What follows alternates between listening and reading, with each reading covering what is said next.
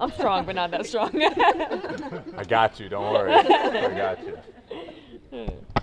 Well, I'll just open it up too. I mean, Okay. Yeah. So, of course, DeJounte, you guys had him for a couple of years. What went into the decision that now was the time that you guys wanted to, go in a different direction?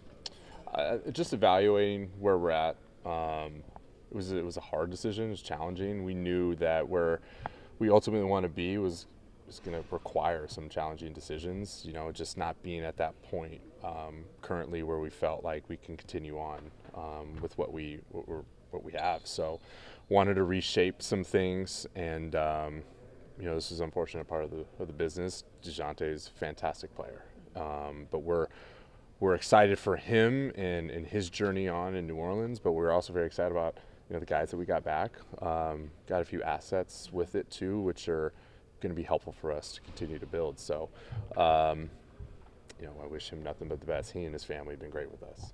You guys brought 4 guys back, which of course brings up questions about the roster construction. How do you try to proceed forward and maybe bring some of those guys that you valued so much last year back into the fold?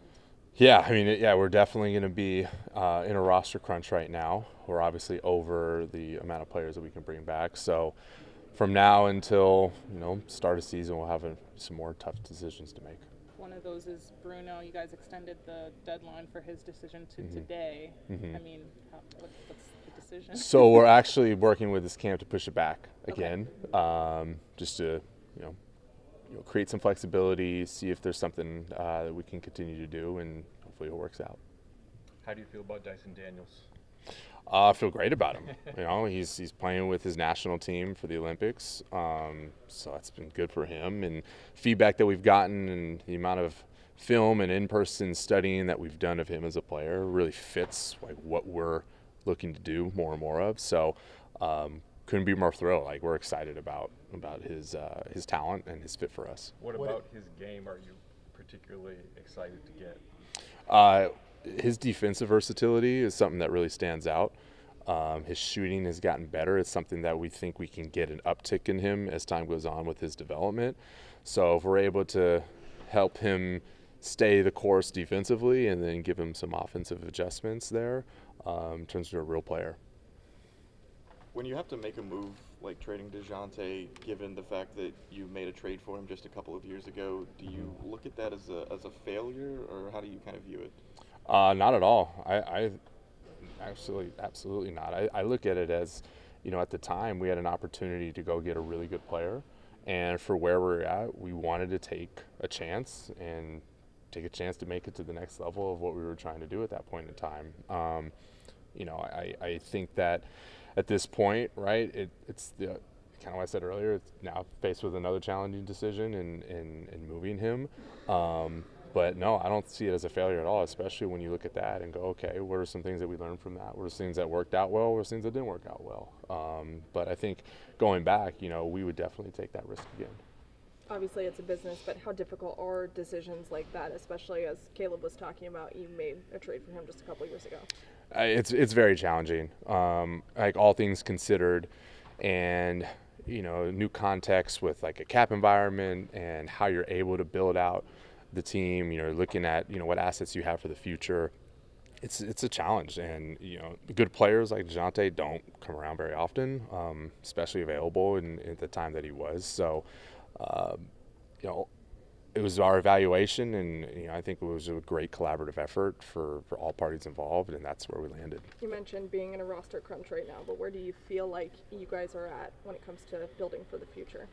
I think we're in a good spot. In terms of who will be on the roster and who won't, that's a question for another day. Is it fair to say, though, that Trae Young will be on this roster moving forward? we have a lot of value in Trae. We really do. We have a lot of value in DeJounte. But this is those moments where you have to make those hard decisions. So, from there on, we'll continue to build.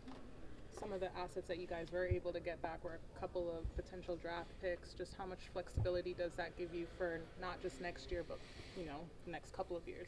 It helps. We have a pick next year, potentially 2, depending on how the sack pick falls. And that's the year that we didn't have a pick through the DeJounte trade. So that was one of our objectives, is to get back in a draft class that we didn't have one. Obviously in 27 potentially have that as well. So that just helps. You get more bites at the apple, and believing in our development system and believing what Quinn and his coaching staff can do for these players.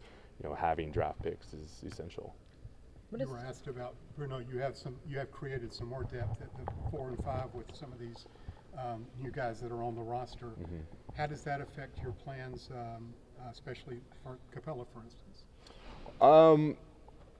Like I said, it's going to be an evaluation for us from now until the start of the regular season. Still place a lot of value in Clint, so it should be fine.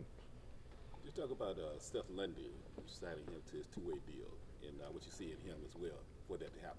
Yeah, for him it was unfortunate with injury. It'd be great for him to have played summer league, but these things happen. A guy that at the time when he first had that injury last season was really the trajectory kind of looking up on what he was able to do, especially shooting the basketball, and the development that he had in the G League for College Park I thought was great. So just for a guy in what we're doing, just going to continue to develop him. So he's hungry, he's gritty as a player, and I know he wants it too. So we'll be excited when he gets back from injury.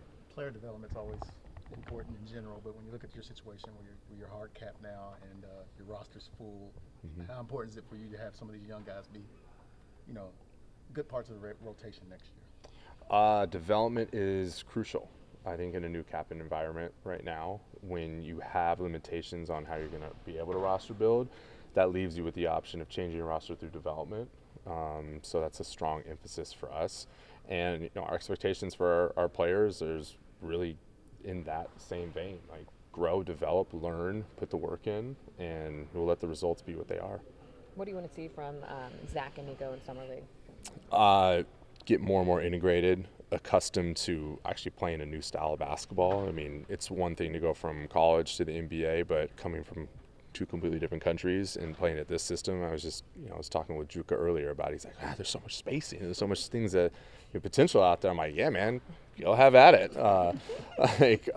Those are all new things for them. So I think it's just making sure that we're supporting them and integrating them into our system, into our way of doing things, and then just go out and competing. But those are all things that I'm not worried about, because that was part of our process and assessments during the draft process, is making sure those were covered. Like, we didn't have to worry about those things, and those guys have it.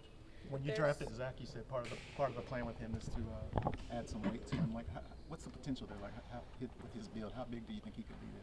I don't have a specific number. I know, he's 19. He'll be 19 all this season, and we've done some new things with our performance staff that we're really excited about there, and he's a worker. So, I would say look at his body this time next year, and I think you'll see some transformation.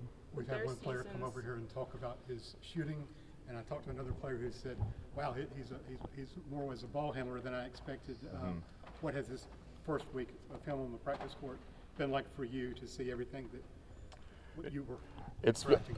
Yeah, I mean it's good, right? You never put too much into 2 practices, but to see him out here, and I think the thing that I've really been impressed by is just his ability to take risks. It's a new game, it's a new system, new way of playing.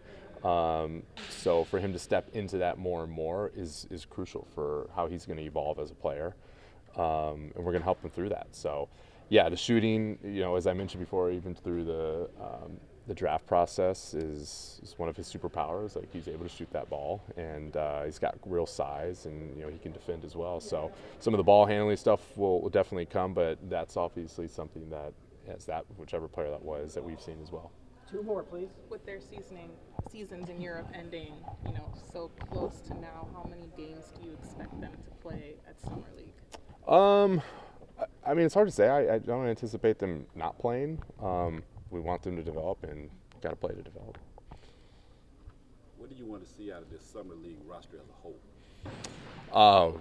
Good question. I would love for them to just go out and compete, and to implement the things that Coach Ron has been talking about in practice, and to give more and more of you all a chance to see kind of what we really value here at the end of the day. So we're just excited about how they're going to approach it, And from what we've seen the last few days, the way they've been competing and getting after it has been fun. Cool. All right. Thank you. Thanks, everyone. Thanks for sitting.